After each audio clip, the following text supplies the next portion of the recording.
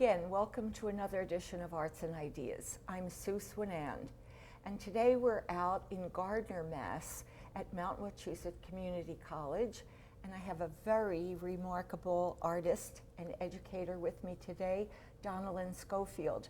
And we're going to be looking at a fabulous show of her work that is a retrospective. And Donalyn, I'm delighted to be here. This is just a wonderful experience. Thank you. It's great to have you here, Susan. We go way back. We do. We've known each other for a long time, and I've watched Donnalyn's work over the years and always been attracted to it. But this is my first time at Mount Wachusett Community College, and I have to tell you, I'm blown away by all the art I'm seeing everywhere, and by the space and the light and the landscaping and the sculpture studios. It's really lovely. Yeah, great environment. And you're a teacher here as well, aren't you? Yes. I've been teaching art history for probably 6 or 7 years now. This show is a retrospective. What's the title of the show? Going Forward Retrospectively. So a retrospective is usually a show that shows a good portion of the artist's work over a period of time. And I love them because you can get much more of a sense of where an artist has been, where they started, and see the threads within their work. Sure. Well, we're going to focus on some periods of your work. Now, this is very early work of Donalyn's, but we chose this one portrait because I felt that I could really see your later work in this portrait. Even though it's a realistic portrait, there are so many of those unnameable kinds of things that happen in this portrait that exist in your later work. If I tried to name them, I would say there's something about the color, something about the patterning, something about the textures that is in your very much later years. Great. So what do you feel, perhaps, you said in the value of a retrospective, for example, what for you? Well, I can see some of those threads throughout my work, but it's great to have these different sections of my life represented in this retrospective. This is really my first early piece that I was really serious about. My husband and I had moved here moved to New England from Detroit and Chicago. We met in Detroit. I grew up in Chicago. And we have an 18th century house that we were working on, so we're really immersed in 18th century decorative arts, paintings. And this is very much like the early... This is a nod to the early primitive painters. Itinerant portrait painters. Yes, so it has that feeling to it, and I was really encouraged because I finished this just before the Arts Worcester show. I think it says 1985, and I was very pleased on my first outing, having not made really any art. I was very pleased to get a honorable mention in painting at Arts Worcester. So that was great, and then. And it's a very personal. Yes. It's a very personal painting. That's my son. He was about 4. That's our dog, Buck, and the cat Hunter. And this was a robin we rescued one spring. But when she says that primitive aspect, there are things about this painting, like the smoothing out of surfaces and hard edges, and the way the face is treated. Those are things which you can't quite put your finger on it, but you immediately connect this painting to those early itinerant portrait painters. Right. Well, this is quite a departure. I almost feel like all hell broke loose. And I see that the title is Finding a Voice. Well, this is where I found a voice. Of course, from the portraits to this, there were a lot of things in between that are not as important to me. This is a very important piece of my work. I feel like it was the first true piece of art that I made from myself, and not that I struggled with it, and I really came. And you discovered a form that nobody else was doing. Yeah. And, well, it's paper, and I was a printmaker in graduate school, but then really didn't do anything with printmaking, but I love the tactile quality of paper. I also love to paint, so this began a combination of them. because the material just does different things. I'm looking at how beautifully you've used non-reflective surfaces and reflective surfaces, and the way you've activated, it's acrylic? Yes. The way you've activated that gray, flat acrylic that has nothing much happening, but you've energized it with gesture and dragged strokes and all of that. And I developed a sort of a coloration too that was much more vibrant, this very saturated alizarin crimson that it just really comes out very strongly in these pieces. I really wanted to make something that was very powerful, very, Well, but very powerful, but really very beautiful. I really think this is one of my best pieces. I love this piece. Yeah. Now this piece is really moving into the third dimension and a freestanding sculpture, but yet it's still made out of paper, which is very interesting. I noticed the title is Serengeti Totem. What's that about? Well, it's about the Serengeti in Africa, and it's part of a series of works that I showed at the American Crafts Council shows. This series was paper shirts, vests, different environments where the animals are in danger. And I call these the In Danger Species series. The elephants, there's a large shirt, the coral reef, this is the desert. So these were a way to bring a little bit of consciousness to the artwork. It's beautiful work, but it's got a little loaded message. So the content is significant here, and that came probably first as you tried to fill the meaning of what you wanted to express with the object. Right. And this actually, some of the other pieces that you'll see in the show are folded pieces of paper. This one particularly has a form underneath it because it's got a heavy top to it. But the pieces, at this point I'm using very beautiful marbleized paper. Some of these are commercial papers. This is a very beautiful Japanese paper that I've enhanced. So you're putting the pattern on, which is, again, that thing she loves, pattern. Yes, the spaced dots. These pieces, however, are dramatically different in the making than the Finding a Voice series, because these pieces, although when I start out I don't know how it's going to really look at the end of it, by and large it's a certain structure, and I need to very carefully create these pieces. And the wonderful thing about paper is it has such a wonderful, beautiful texture to it. However, you can't make a mistake, because if you drop a glop of glue on it, you've got that glop of glue forever on raw The surface paper. is vulnerable. It has an open tooth on paper.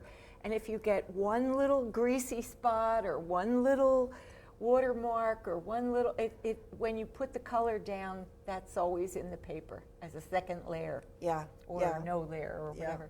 So these were, in some cases, really nerve-wracking to make because there's so much decorative patterning on the actual paper that I'd be getting tired in my studio and I'd go, It has to be perfect. I have to stop. Yes. Well, there's a certain quality of the work that I really demand. I want people to come up to it and not see something that attracts them that's wrong with the piece. I want them to look at the piece and say, how did she do that? And to know it's right. But, going back to that idea of wanting, for example, you can imagine gluing one of these little cats down.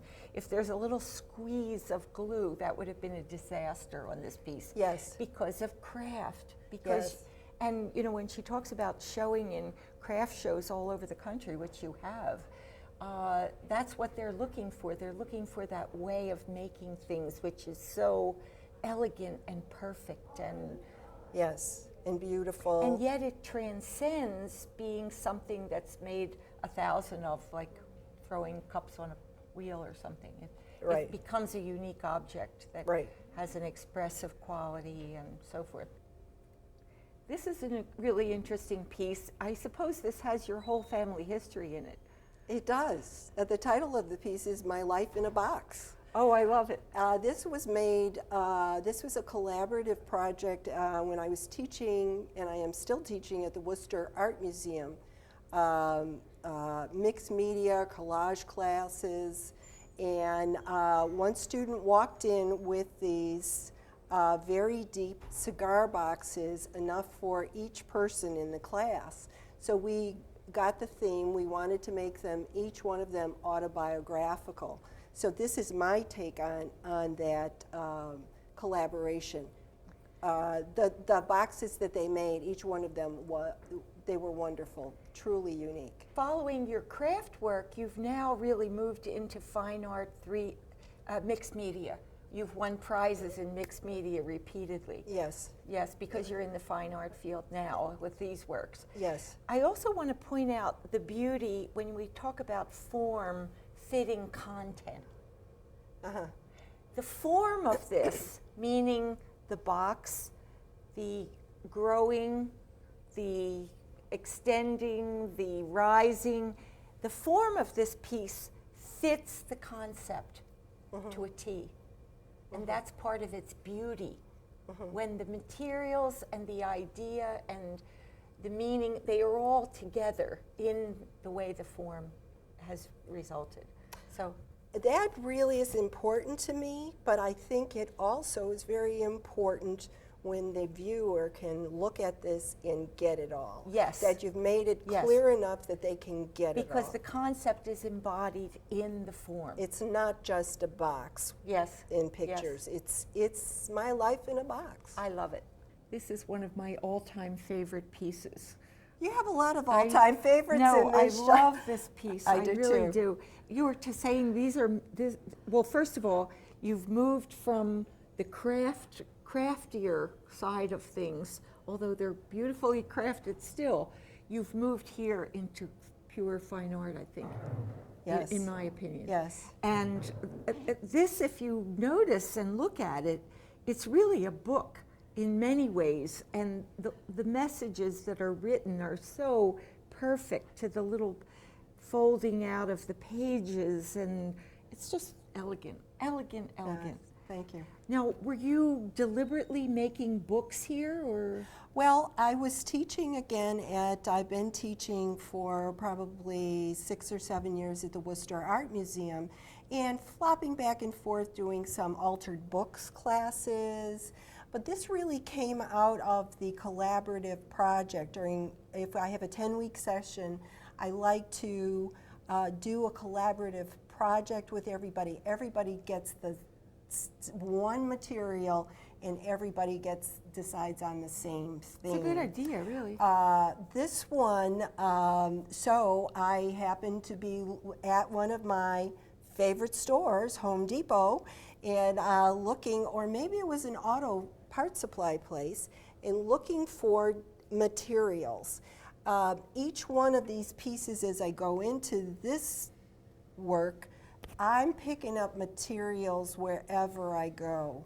But you're still loving paper. Yes. Oh, I love paper when it has that color and reflective quality to it. So this was actually done right after the 2008 ice storm that we had, and there were a lot of birch trees down.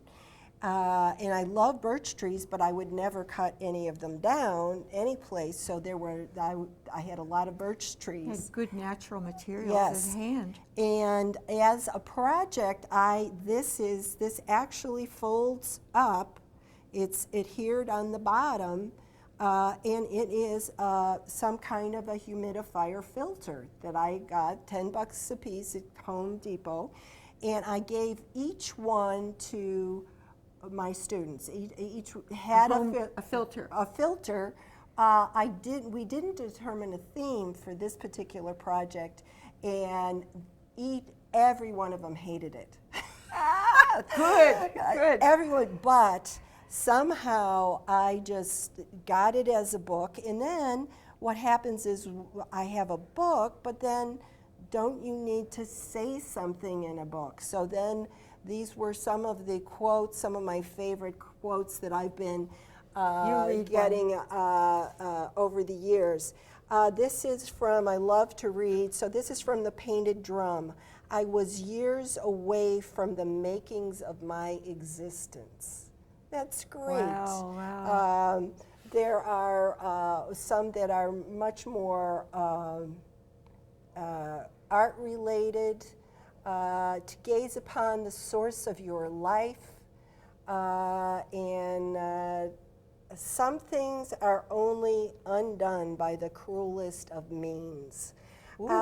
It's so they're people. Something to ponder. People love to come up and look at it and read everything. Yes. They really, but they And experience it little by little to Yes. keep getting those surprises that you mentioned. Yes. But things like the delicacy of the little wrinkles in the paper, those perfectly geometric folds that catch the light in this room, the blue skylight, and it's as though the warm light is trapped inside the little, it's gorgeous, really very, very beautiful.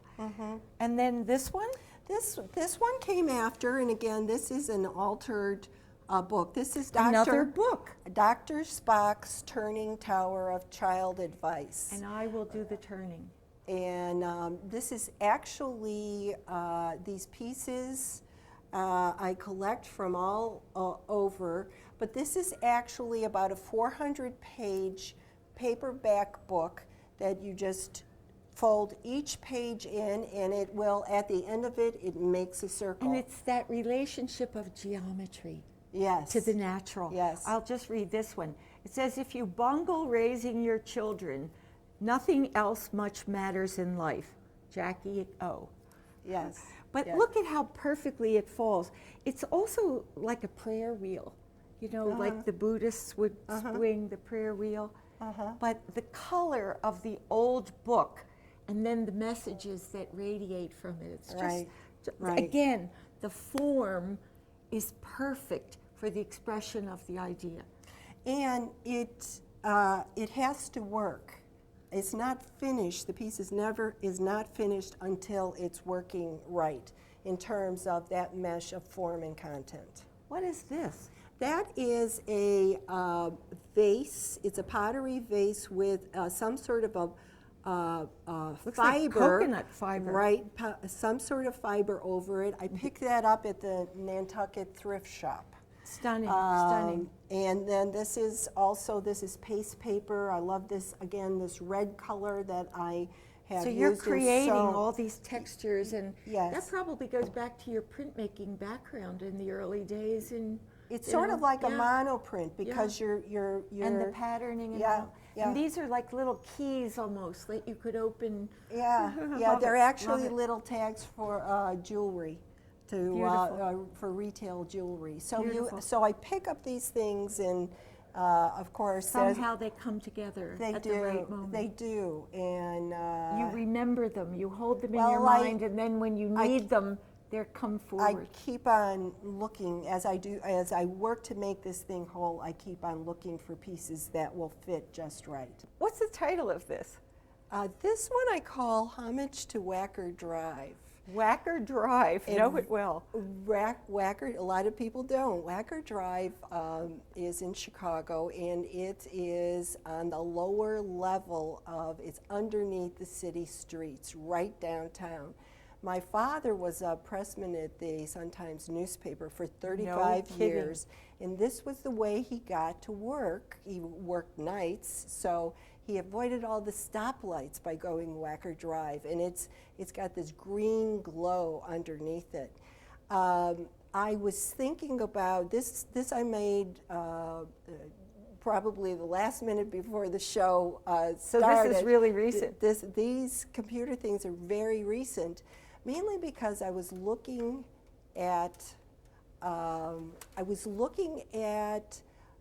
different images or different materials that people were making in found object sculpture, and sometimes they're a little too antique-y or vintage, and I was looking around thinking, I'm sort of responding, I don't want to look like everybody's thing, and I happened to set my eye on a computer tower that was under my desk for 2 years that I hadn't recycled yet, and I said to myself, I think I'll take that apart. What fabulous materials. It really looks like the city of Chicago. It's a landscape. It is. It's the kind of world we live in. Yes, yes. I was thrilled. It's like little refineries and office buildings and you name it. Now, did these follow after the books? Yes, yes. It followed after the birch book in the tower. Again, I am putting together things. I found this at the Goodwill. This is actually, you put your dishes on it if you put it on your table. And I'm getting these different materials, these objects, and I'm trying to create, in this case it was trying to create a mood or a sense of Asian. This is a shrine of serenity, I'm calling it. It's very still. Yes. It's very meditative with the solid resting and the circle and focal point, yes. Yeah, so it's, again, I'm embellishing some of it. Here's my paste paper, painting certain things, and getting a lot of it from Home Depot to make the base. But it feels very ancient. In many ways. Is this ceramic? That is a ceramic pot. Just a bowl upside down. Yes, that is, and this actually is a beautiful plumb bob, brass plumb bob. But the weight of that is it's knowing the weight, feeling the weight in that perfect precision, metallic. Yeah. It's part of the precision of it that makes it, that gives it that importance, that immutable, focused attention. It's just perfect material there. Yeah, yeah. So I sometimes I create a mood with a piece. Sometimes it's a feeling. It's interesting that my work. This is a piece that more birch trees. Somebody had taken down some of them. And this is actually a mahogany box from a buffet, probably 19th century, maybe early 20th century. And I loved the box. Didn't know what I was going to do with it, but I loved the box. And then I saw that these birch trees had come down, and I colored the background with... So were these like silver drawers or something in the... Yes, yes. Gotcha. And I put it on end as a shadow box. The back has a metallic pencil, regular black pencil on matte board, and there's hematite stars all the way in the back. And then in the front, it's got sea glass, white sea glass, and some white stones. I was particularly pleased because I bought this at a great store in Turner's Falls. It's called Loot. And this ring was supposed to be from a submarine. Did you cut these out and paste them on there? or- So these are some of the patterns, the figures that I've used in my crafts. Of the constellations. And I love these images, and they fit this form. It fits the night sky. It's absolutely. So hematite stars again, and it reminds me of Robert Frost, like stopping by woods on a snowy evening. yes, It's just yes. It's very New England. and very naturalistic and sort of romantic. Yeah. But then I was thinking about making some new pieces for the show, and I was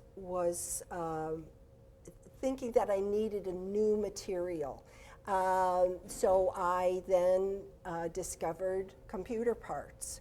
And you'll see Wacker Drive, Homage to Wacker Drive, and then this is Much more mechanical and Yes. man-made materials. That's that are right. very industrial and fabulous. But the same thing functions in this piece and that piece and all of the pieces if you get it right. It's the form and the balance and the working and how you get people to look around it. Oh, wow, I found that, I found this. And having been teaching art history, I learned that as we analyze different paintings and sculpture, and I talk to my students about, well, where does your eye go? Where is this artist making you see all of the things they want you to see? They control the way you see something. That's right. They give you a new vision and of old things. And if they aren't controlling you enough, if they aren't pulling you enough, you just walk by the piece. That's right. And you don't. And they have to arrest you with something. They stop you in your tracks. Yes. This definitely stops me in my tracks. I think we're out of time, so It's been a delight. I'm just This is loving fun. looking at these things, and I love hearing you speak about them. And thanks again for coming in today and being here with us. Thank you, Susan. And I hope you will join us again next time for another edition of Arts and Ideas.